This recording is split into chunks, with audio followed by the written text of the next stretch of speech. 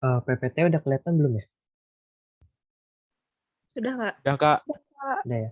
Oke, aku langsung mulai aja ya. Ini kan karena ini hari Jumat juga, jadi hari ini nih kita cuma latihan soal aja beberapa, cuma cuma 10 aja. Nanti kalau misalnya soalnya udah selesai, kalian ada yang mau tanya apa boleh tanya. Tapi kalau nggak ada, nanti langsung kita selesaiin aja ya. Jadi aku langsung mulai aja. Eh, jadi untuk yang pertama itu kita baca rumus lagi. Ini buat beberapa bakal kita pakai nanti.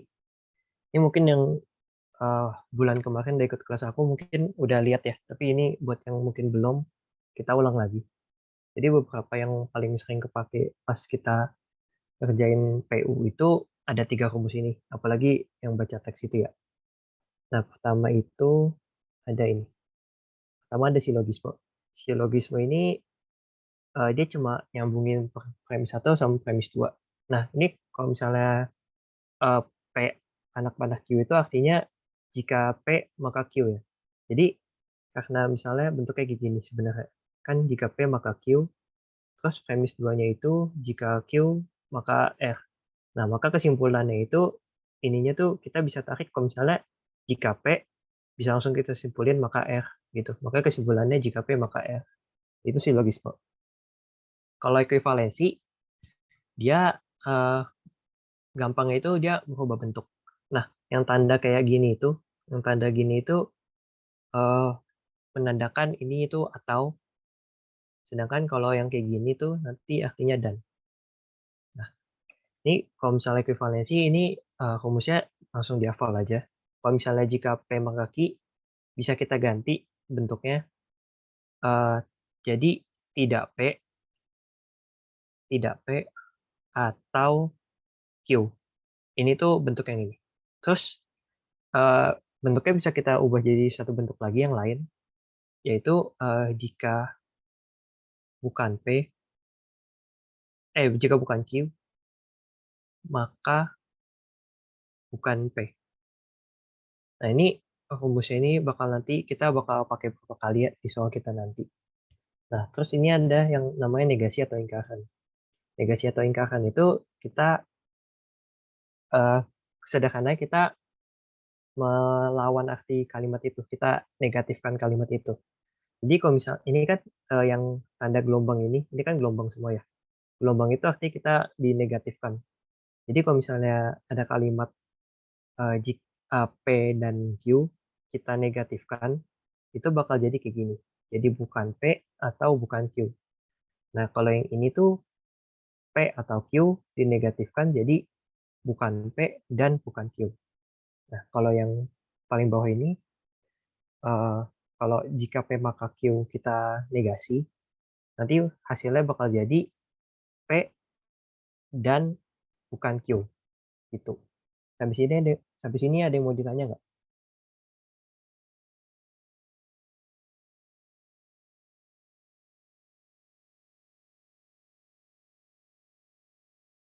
Eh, nggak ada ya? Oke. Kalau nggak ada, aku lanjut. Jadi ini ada soal. eh, Nanti aku kasih waktu sekitar 4 4 menit gitu. Nanti kalau kalian udah dapet jawabannya, boleh langsung chat aku, DM gitu di Zoom. Ya, nanti aku kasih waktu 4 menit ya. Ini coba dikerjain dulu sekarang.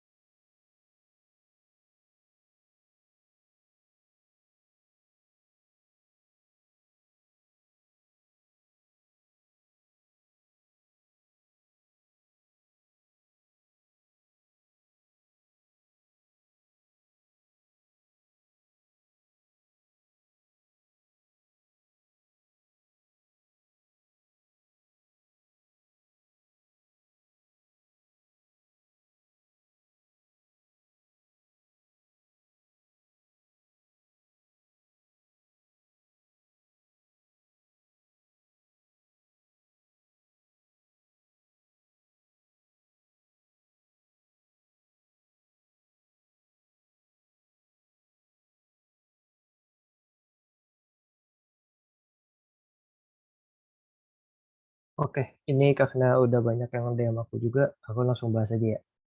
Jadi untuk soal ini tuh kita bahas dari yang ini aja ya, dari pilihan paling bawah dulu, dari E.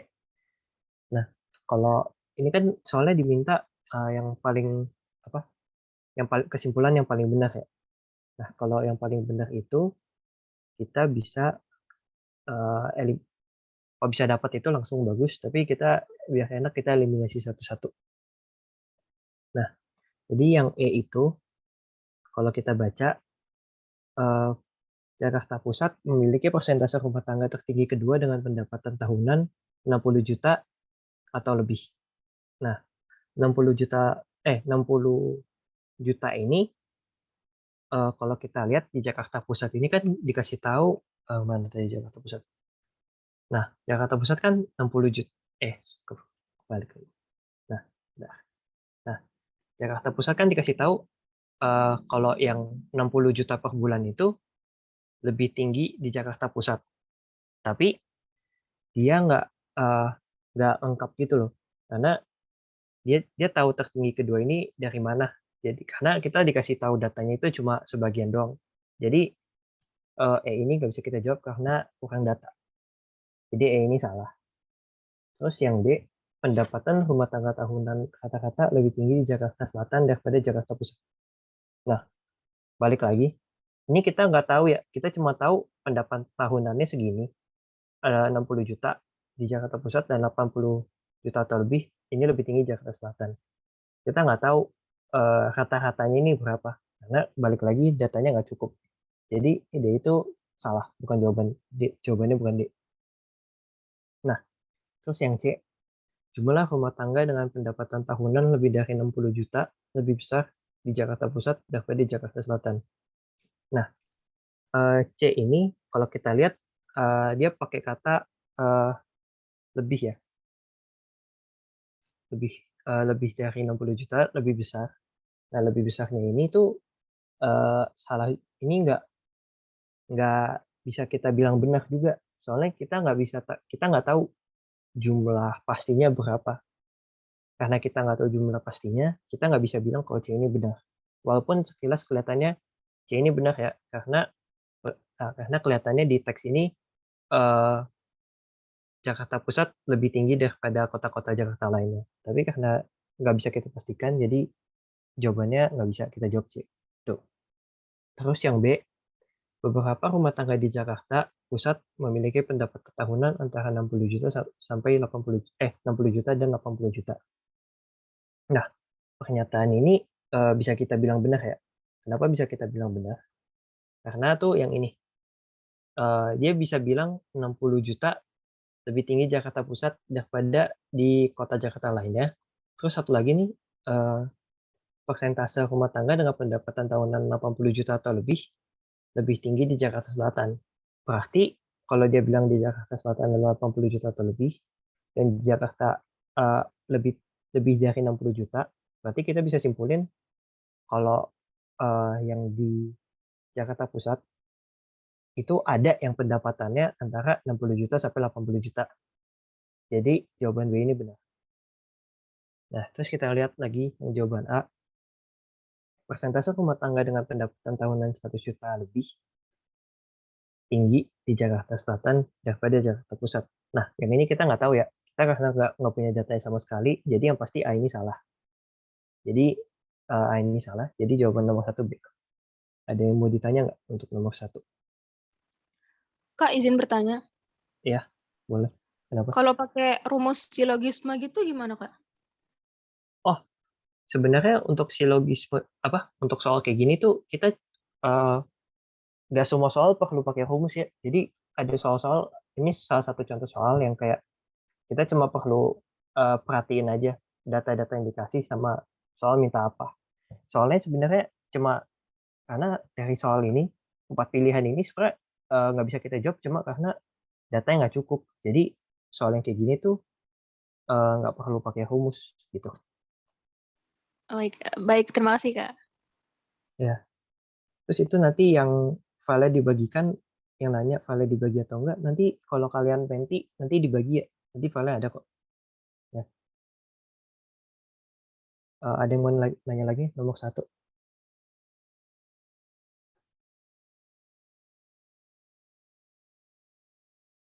Nggak ada ya? Kalau nggak ada, aku lanjut nomor 2-nya. Dikerjain dulu ya.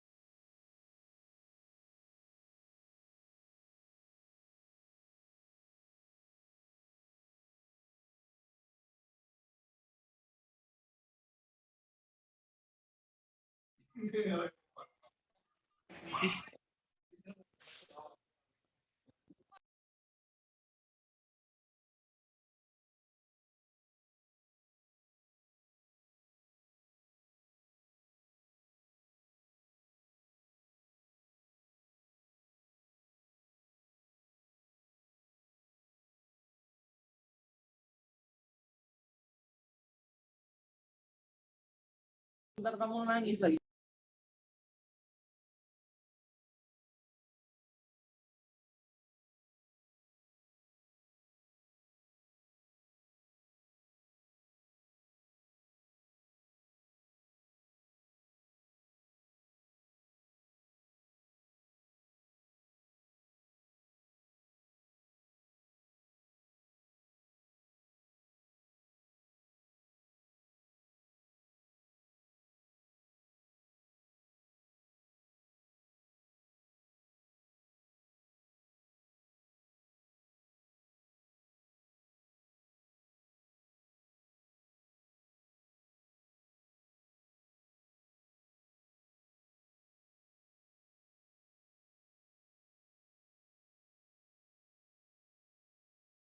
Oke, aku bahas ya untuk nomor 2.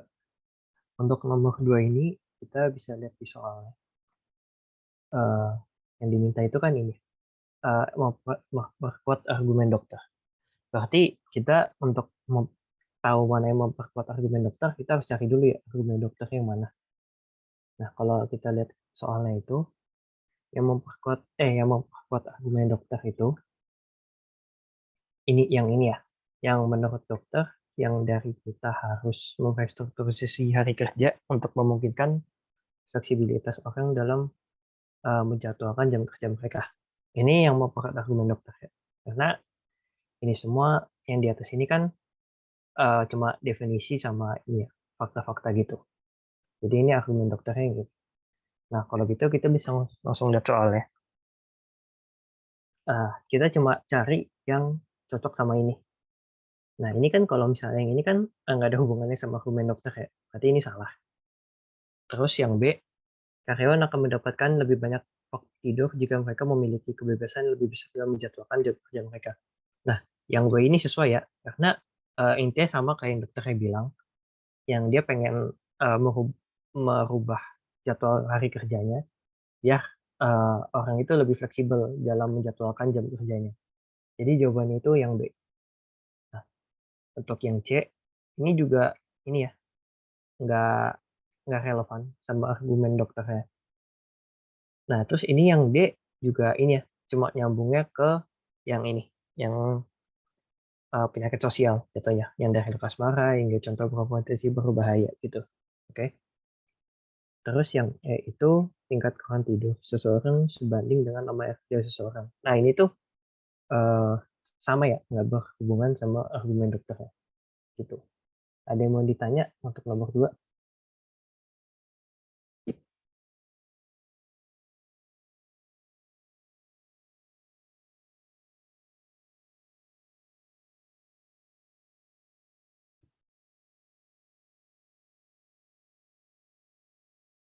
Nggak ada ya? Oke, kalau nggak ada aku lanjut ke nomor 3. Baca dulu ya.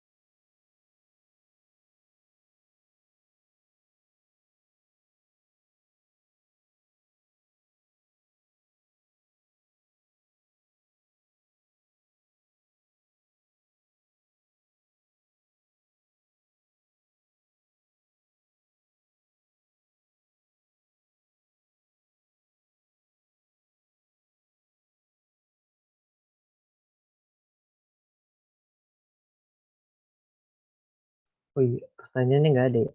Bentar,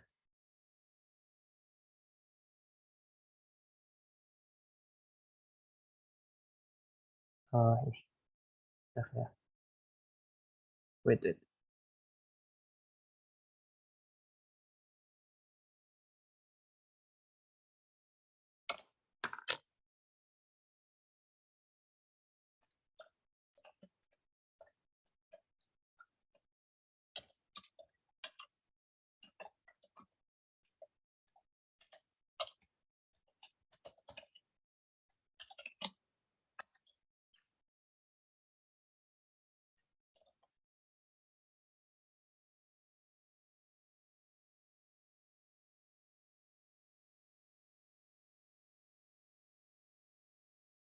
Eee, itu ya pertanyaannya?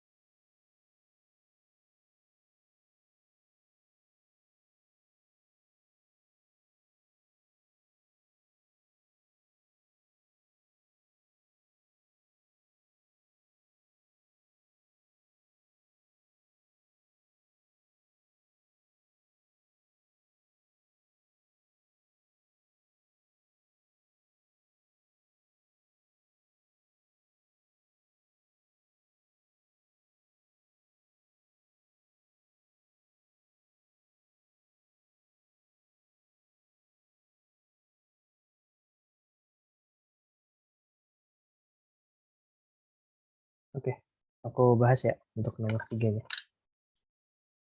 Untuk nomor 3 ini tuh kita ini ya, baca teksnya lagi.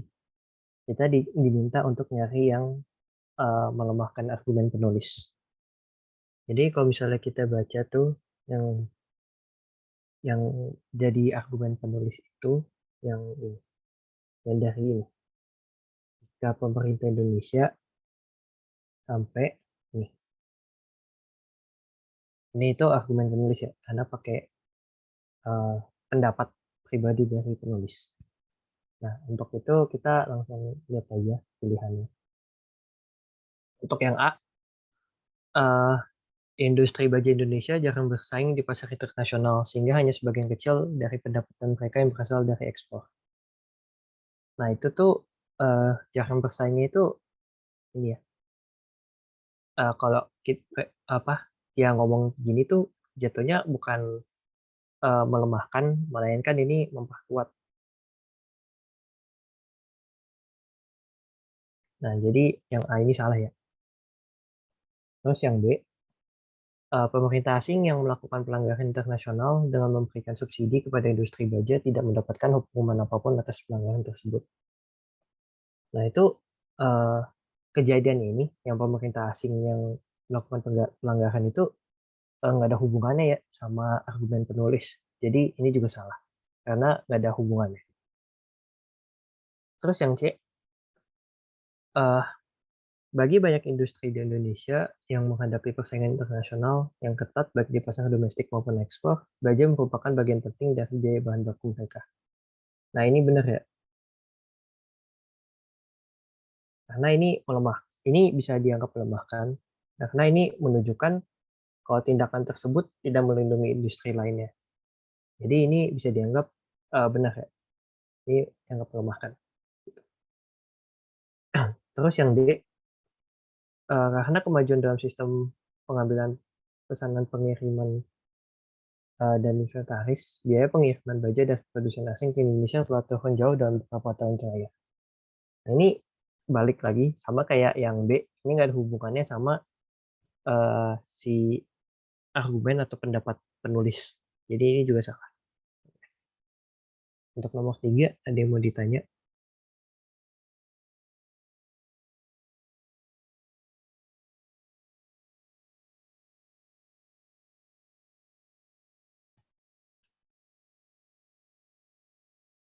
Nggak ada ya? Kalau nggak ada, aku lanjut ke nomor 4. Ini boleh dikerjain dulu ya.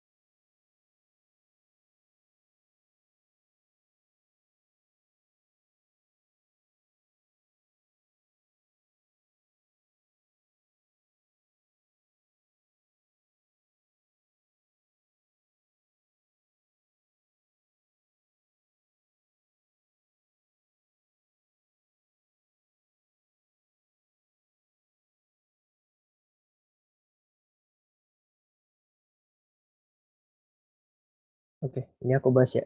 Udah ada beberapa juga yang jawab di DM. Oke.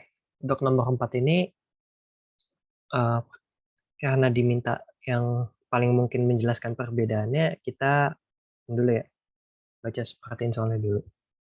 Pertama, ada peningkatan signifikan kan. Nah, tapi di satu pernyataan lagi dibilang kecelakaan yang melibatkan sepeda ini udah turun. Nah, kita harus diminta untuk tentuin kemungkinan apa hal apa yang paling mungkin terjadi yang menyebabkan dua hal ini bisa terjadi. Nah, kalau kita lihat yang A, eh, Departemen Rekreasi Kota X menyita sepeda-sepeda yang ditinggalkan dan menjualnya di pelanggan di pelanggan kepada penduduk sekitar yang berminat. Nah, ini nggak ya, nggak nggak ada hubungannya sama yang pernyataan yang kecelakaan. Jadi yang A ini salah. Terus yang B, peningkatan lalu lintas mobil dan bus di kota X telah menjadi penyebab utama peningkatan terbaru dalam kecelakaan mobil. Nah, ini apalagi ya? Ini nggak ada hubungannya sama sekali sama apa yang kita bahas di soal. Terus yang C, karena peningkatan lokal dalam jumlah orang yang bersepeda untuk rekreasi, banyak pengendara sepeda luar kota bersepeda di area kota X. Nah, yang C ini eh, dia benar ngejelasin peningkatan signifikan dalam jumlah pengendara sepeda, tapi dia sama kayak A, nggak menjelaskan kenapa kecelakaannya bisa turun. Jadi yang C salah. Terus yang D, Departemen Kepolisian Kota X memperlakukan peraturan lalu lintas untuk pengendara sepeda dengan lebih giat dan mulai mewajibkan pengendara rekreasi untuk lulus kursus keselamatan sepeda.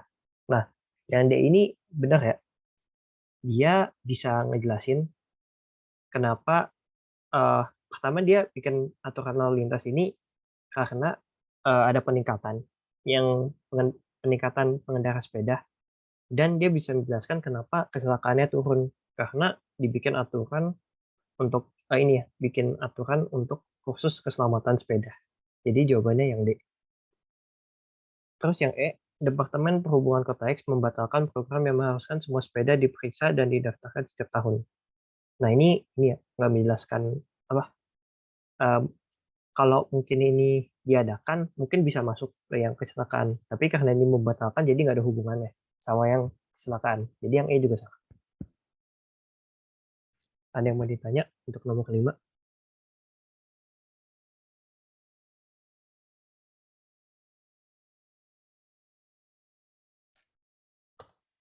Untuk nomor keempat maksudnya. Ada yang mau ditanya?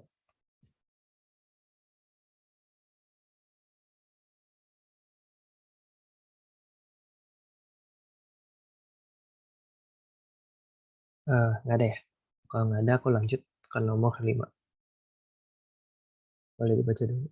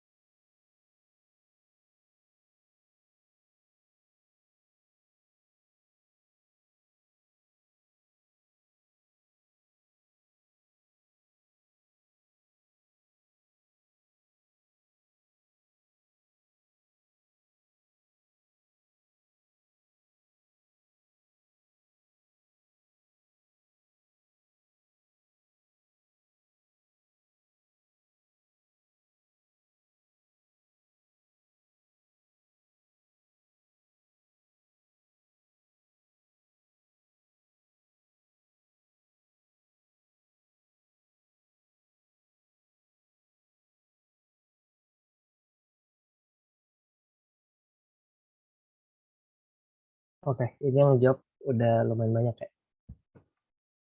Aku langsung bahas aja. Jadi untuk nomor 5 ini, pertama kita bisa lihat ya di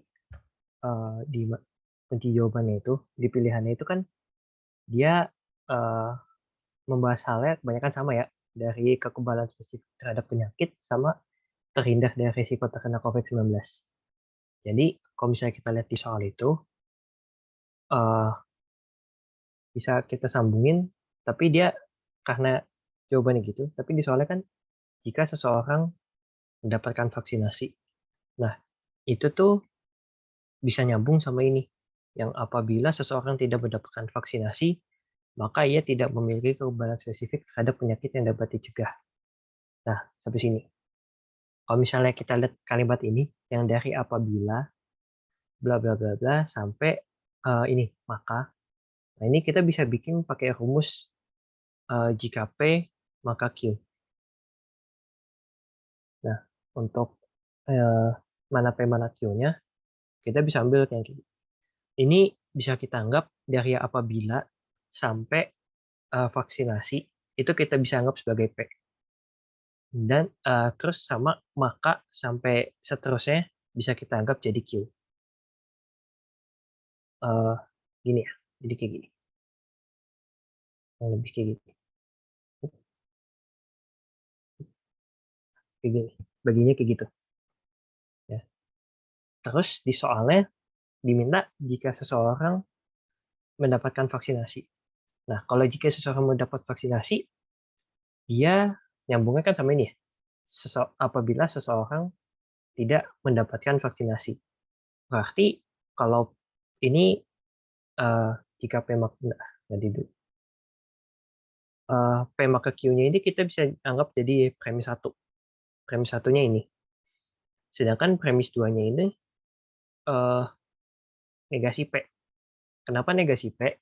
Karena dia yang di soal eh, pengennya mendapatkan vaksinasi, sedangkan di teksnya tidak mendapatkan vaksinasi. Berarti lawannya ya, karena lawannya bisa kita anggap negasi P. Nah, kalau udah dapet kayak gini, itu sebenarnya kita ada rumus yang namanya rumus Tollens. Nah, rumus Tollens ini isinya kayak gini.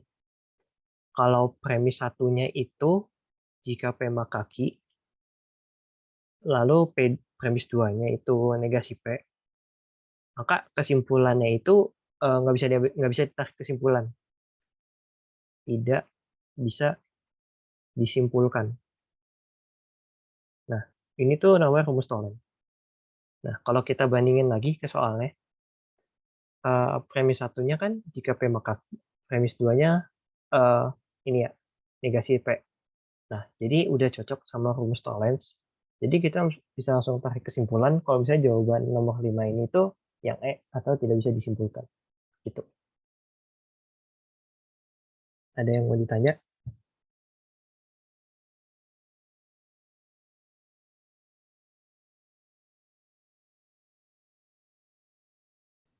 P2-nya mana ya, Kak? Oh, P2-nya itu yang ini. P2-nya itu yang sorry. P2-nya itu yang ini. Kita premis 2-nya itu bisa ambil dari apa? Kita ambil dari soalnya yang ini. Jika seseorang mendapatkan vaksinasi. Ini tuh premis 2. Ini premis 2.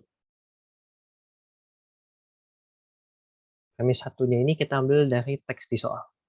Gitu. Oke, paham, Kak. Makasih. Oke. Ada lagi yang mau nanya?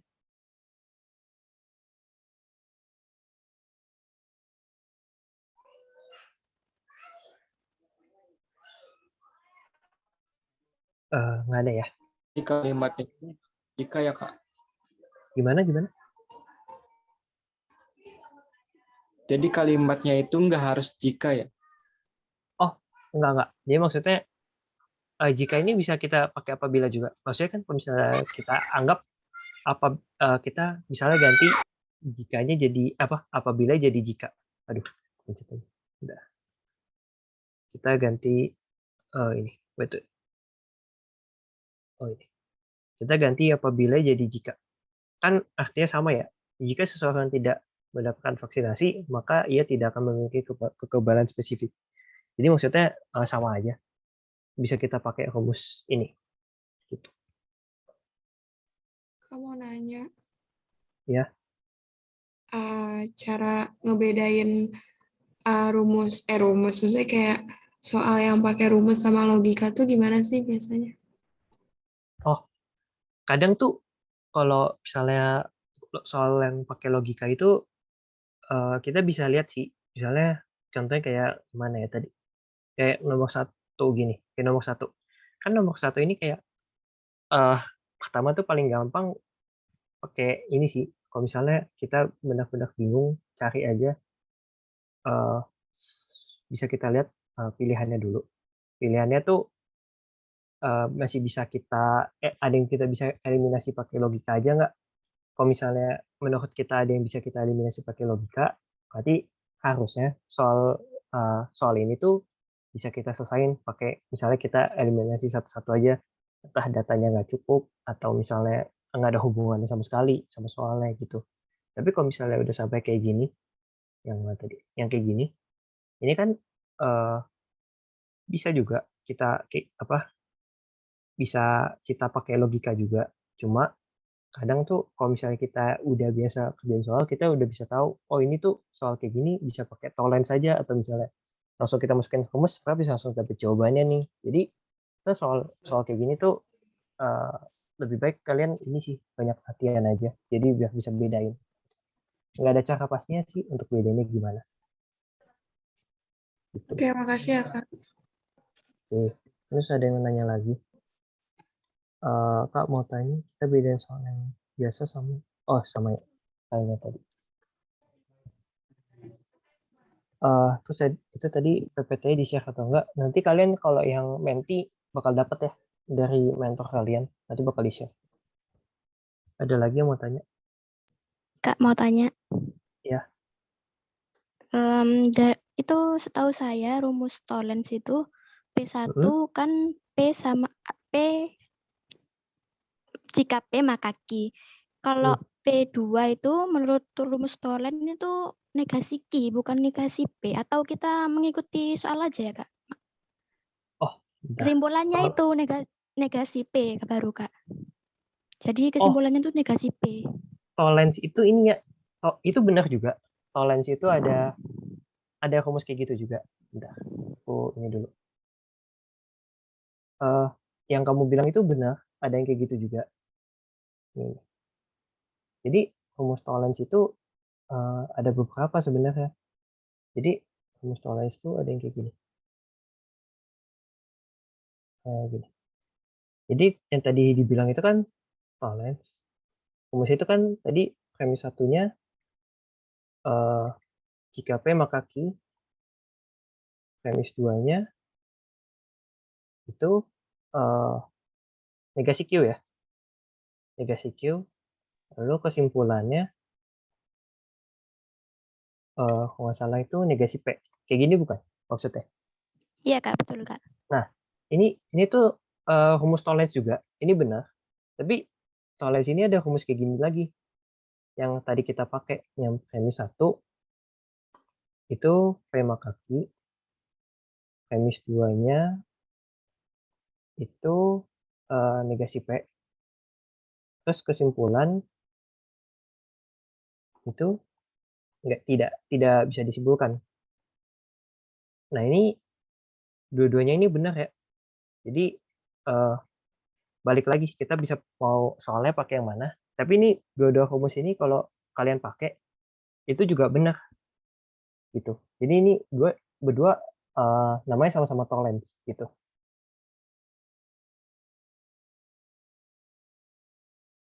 Menjawab ya? Iya, makasih Kak ya. Oke. Terus ini ada yang tanya, Kak ini ada grupnya nggak? Oh ada, ini grupnya kalau nggak salah udah ini kemarin udah buka pendaftaran setahu aku. Tadi coba tanya ini admin atau mentor ya. Terus ini ada yang mau tanya lagi nggak ya untuk nomor 5?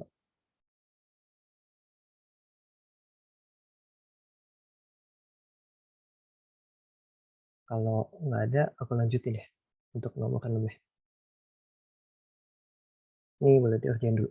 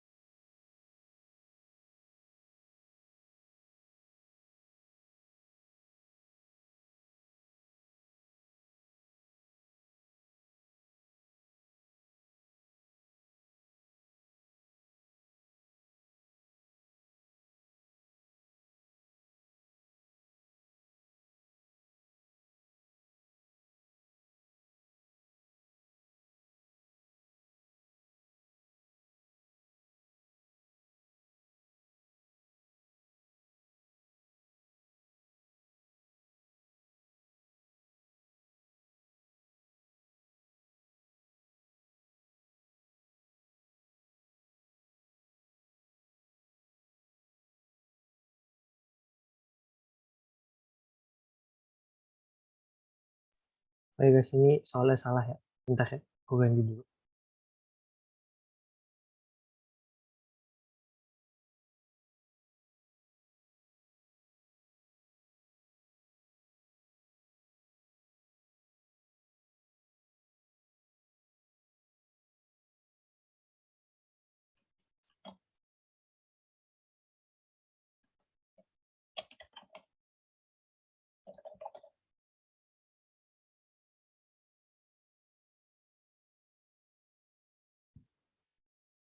Nah, ini ya soalnya.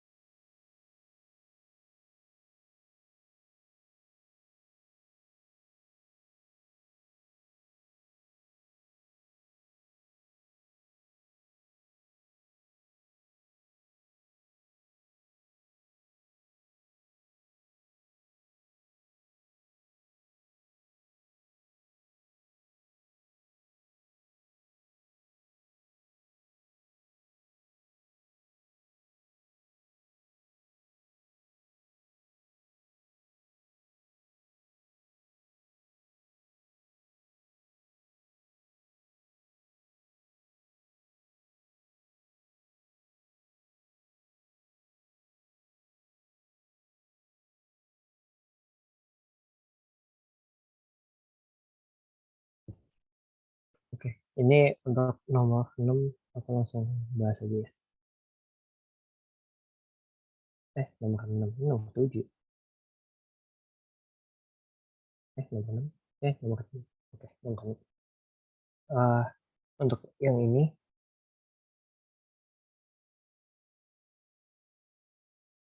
untuk jawabannya, jawabannya ini kalian jawabnya apa aja? Oke, jawabannya saya udah pada benar sih jawabannya A ya. Nah, jadi kita bisa lihat ini ya. Jika tren kasus ini, maka tanggal 26 Juli pemerintah akan melakukan pemberlakuan tahap. Nah, ini soal yang ini lumayan gampang ya. Kalian tinggal bilang yang ini aja. Ini cuma beda ini. Kan ini langsung salah ya. Ini negasi langsung ini. Ada yang nggak ngerti nggak ya? Yang A ini.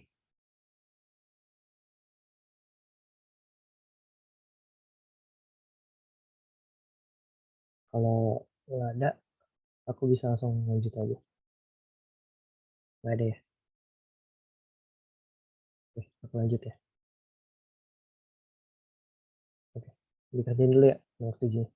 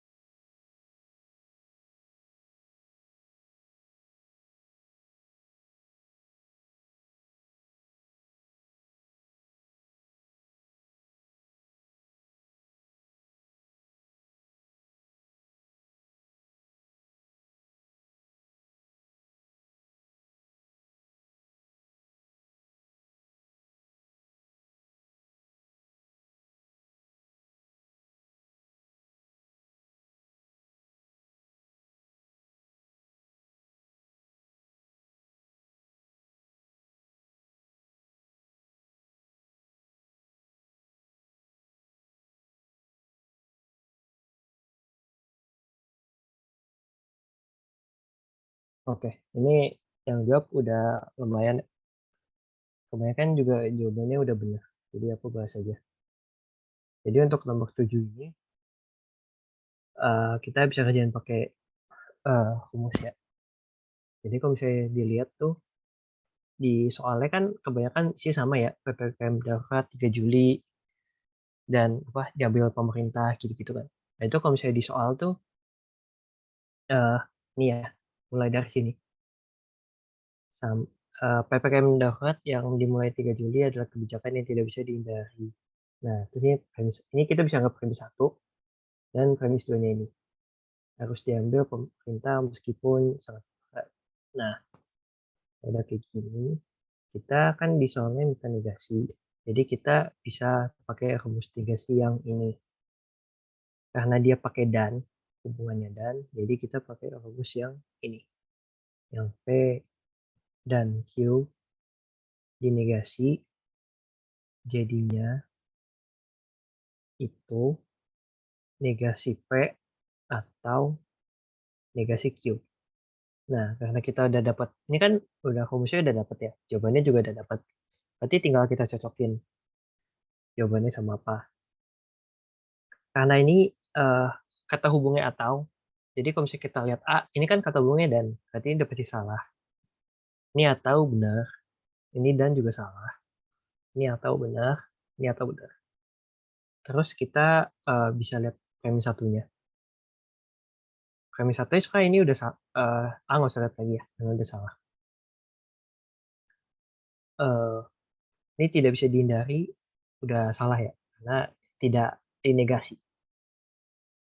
Terus yang ini D bisa dihindari benar, dan ini tidak bisa dihindari salah. Karena udah salah semua, A, B, C, sama E-nya, jadi jawabannya itu yang D. Nah kalau kita lihat, D itu kan dia minta negasi P. Negasi P ini benar ya, yang awalnya yang ini, yang tidak bisa, dia ganti jadi bisa. Dan yang ini tuh harus yang pernyataan kedua yang harus diambil dia ganti jadi tidak harus diambil. Jadi ini dua dari negasi dan kata hubungnya atau. Jadi jawabannya yang D. Ada yang mau tanya?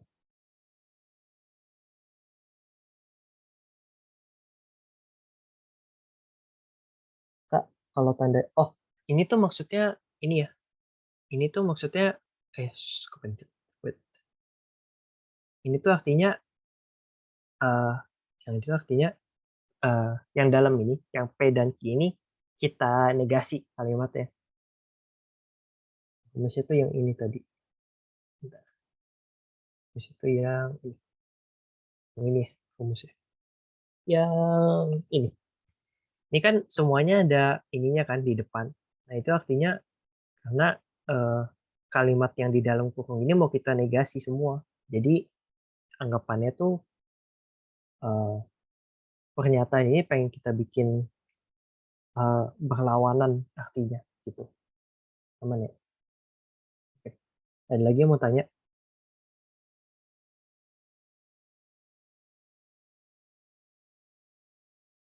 Kalau nggak ada, aku lanjut ya. 8.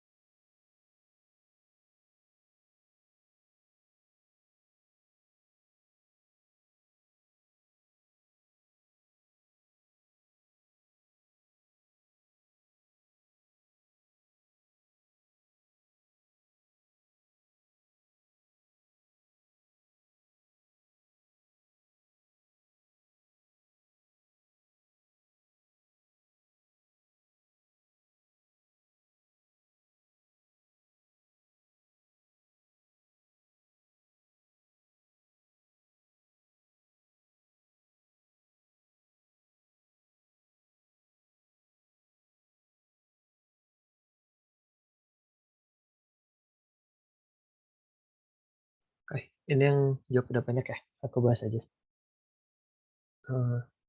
Soalnya minta yang paling tepat ya untuk menggambarkan grafik. Untuk yang ini kita bahas satu-satu aja pilihannya. Aduh.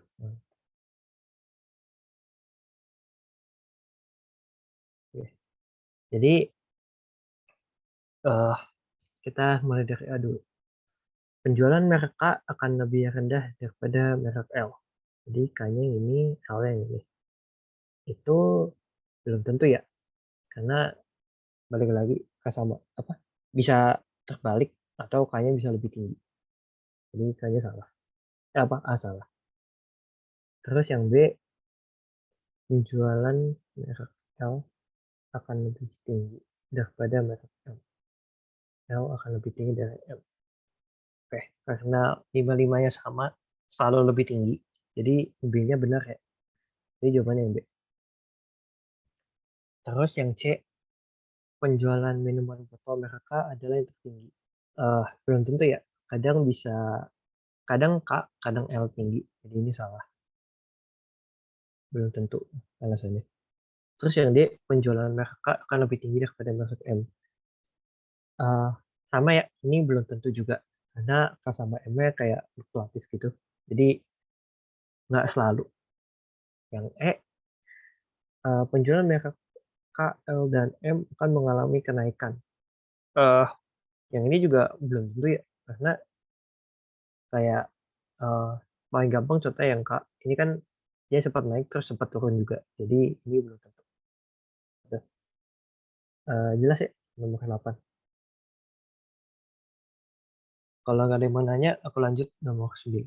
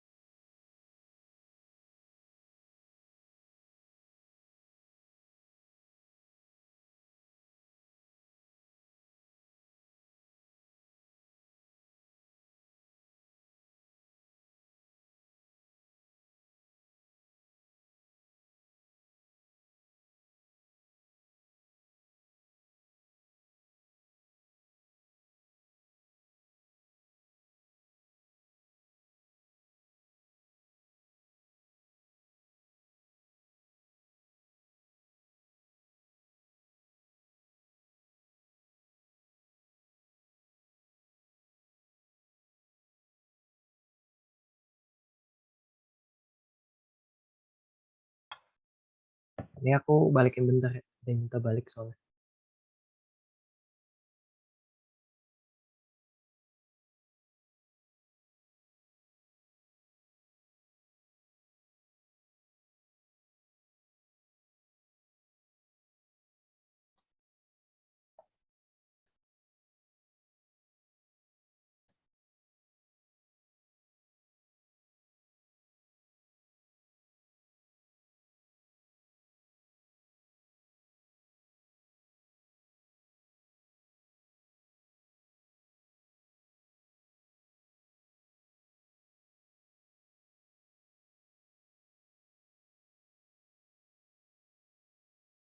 Oke.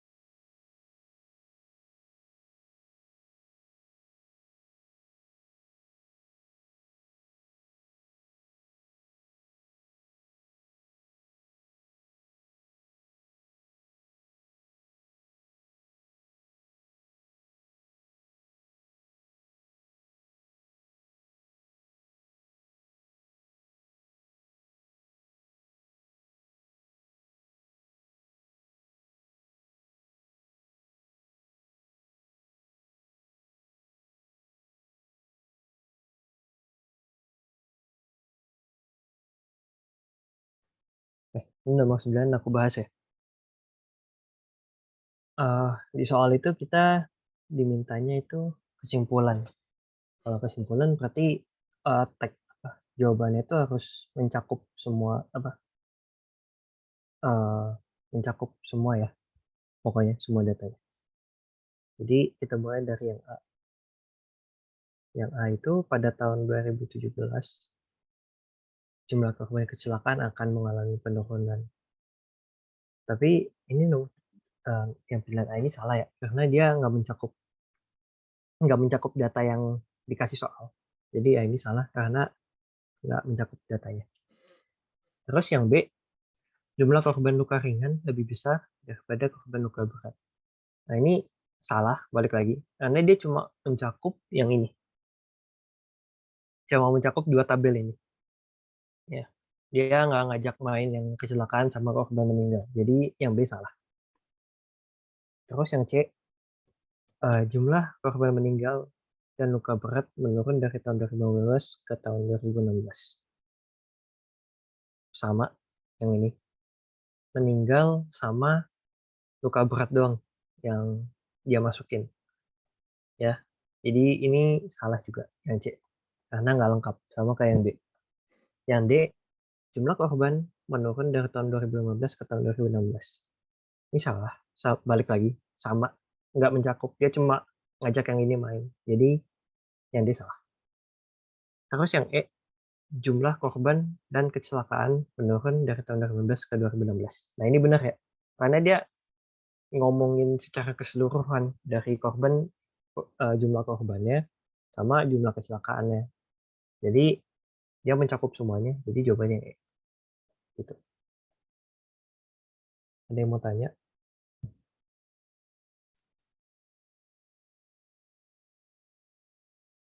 Nggak ada ya? Kalau nggak ada aku lanjut. Ini soal terakhir.